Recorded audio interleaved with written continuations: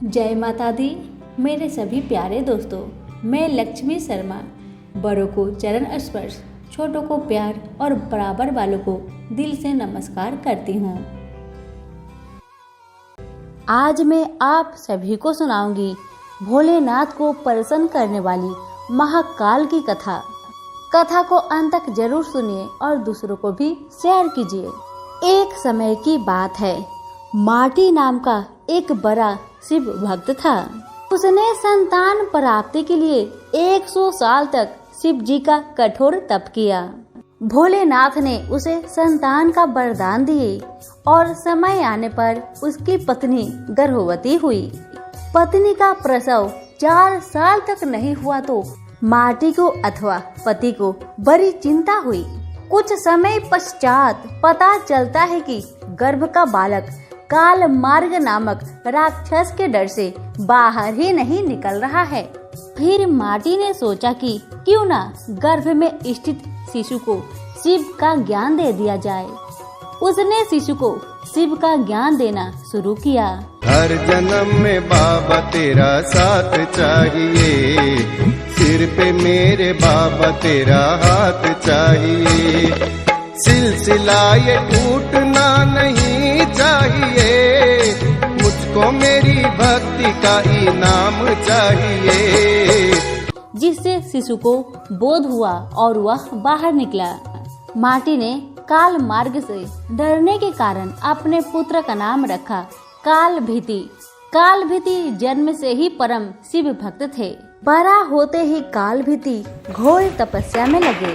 Bell के पेड़ के नीचे पैर के अंगूठे पर खड़े हो वह 100 वर्षों तक एक बूंद भी पानी बिना पिए मंत्रों का जाप करते रहे। 100 वर्ष पूरे होने पर एक दिन एक आदमी जल से भरा हुआ घड़ा लेकर आया और काल भीति को नमस्कार कर उसने कहा कि जल ग्रहण कीजिए। काल भीति बोले, आप किस वर्ण के हैं? आपका आचार व्यवहार कैसा है? यह सब जाने बिना मैं जल नहीं पी सकता। पानी लाने वाला अंकेतुक बोला, मैं जब अपने माता पिता को भी नहीं जानता तो अपने वर्ण का क्या कहूँ। आचार विचार और धर्मों से मेरा कोई वास्ता ही नहीं रहा है। काल भीति ने कहा, मेरे गुरु के अनुसार जिसके कुल का ज्ञान न हो उसका अन्न जल ग्रहण करने वाला तत्काल कष्ट में पड़ता है। मैं पानी नहीं पीऊंगा श्रीमान। अंकेतुक बोला, तुम्हारी बात पर हंसी आती है। जब सब में भगवान शंकर ही निवास करते हैं तो किसी को बुरा नहीं कहना चाहिए, क्योंकि इससे भगवान शंकर की ही निंदा होती है। यह जल अपवित्र कैसे हुआ? घड़ा मिट्टी का बना है और आग में पका है, फिर जल से भर दिया गया। मेरे छूने से अशुद्धि आ गई, तो अगर मैं अशुद्ध होकर इस धरती पर हूँ तो आप यहाँ क्यों रहते हैं? आकाश में क्यों नहीं रहते? काल भीति ने कहा, सभी में शिव ही है। सबको शिव मानने वाले नास्तिक लोग खाना छोड़कर मिट्टी क्यों नहीं खाते? राख और धूल क्यों नहीं फाकते? मैं यह नहीं कह रहा कि सब में शिव नहीं है।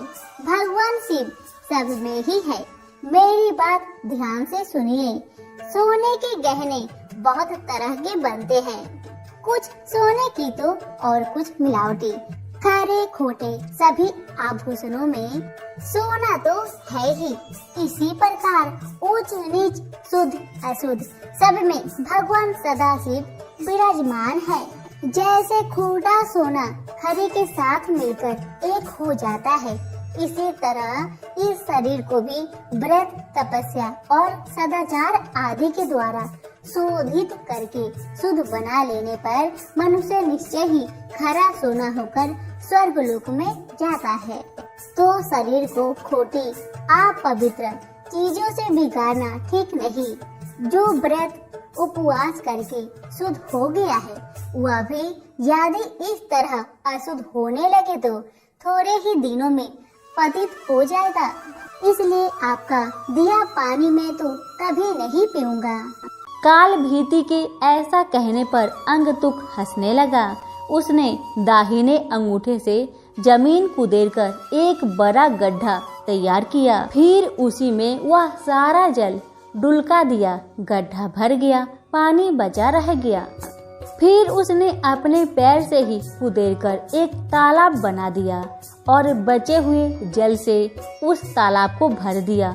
यह अशुद्ध दृश्य देखकर कालभूति जरा भी नहीं चौंके।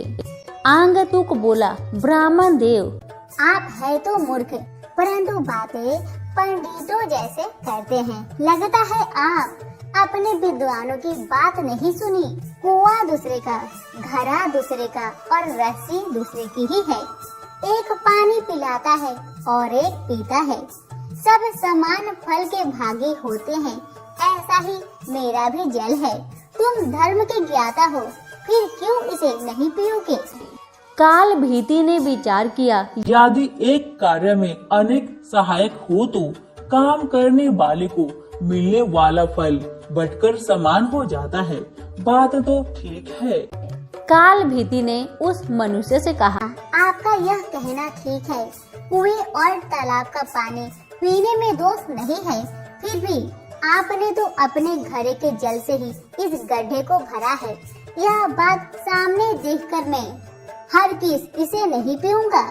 काल भीति के हठ पर वह पुरुष हंसता हुआ अंतर ध्यान हो गया। अब काल भीति को अचरज हुआ। सोचने लगे कि यह क्या किस्सा है। इतने में ही उस बेल के पेड़ के नीचे धरती आकर सुंदर चमचमाता शिवलिंग प्रकट हो गया। अब काल भीति ने कहा, जो पाप के काल है, जिनके कंठ में काला चिन्ह सुशोभित होता है तथा जो संसार के फल स्वरूप है, उन भगवान महाकाल की मैं शरण लेता हूँ। आप हमें शरण दीजिए। आपको बारंबार नमस्कार है। काल भीति की स्तुति पर महादेव उस लिंग से प्रकट हुए और कहा, ब्राह्मण, तुमने इस महातीर्थ में रहकर मेरी जो आराधना की है उससे मैं संतुष्ट हूँ। अब काल मार्ग से तुम निर्भय रहो। मैं ही मनुष्य के रूप में प्रकट हुआ था। मैंने यह गड्ढा और तालाब सब तीर्थों के जल से भरा है। यह परम पवित्र जल तुम्हारे लिए ही लाया था। तुम मुझसे कोई मनोवांछित वर मांगो। काल भीति ने कहा, प्रभु, यदि आप मुझ पर प्रसन्न है तो सदा यहाँ निवास करें। इस शिवलिंग पर जो भी दान पूजन किया जाए वह अक्षय हो। आपने काल से मुझे मुक्ति दिलाई है, इसलिए यह शिवलिंग महाकाल के नाम से प्रसिद्ध हो। भगवान बोले, जो कोई अक्षय तृतीया, शिवरात्रि, श्रावण मास, चतुर्दशी, अष्टमी, सोमवार तथा विशेष पर्व के दिन इस सरोवर में स्नान करके इस शिवलिंग की पूजा करेगा, वह शिव को ही प्राप्त होगा। यहाँ किया हुआ जाप, तप और रुद्र जप से अक्षय होगा। तुम नंदी के साथ मेरे दूसरे द्वारपाल बनोगे। सभी बोले, भोलेनाथ की जय हो।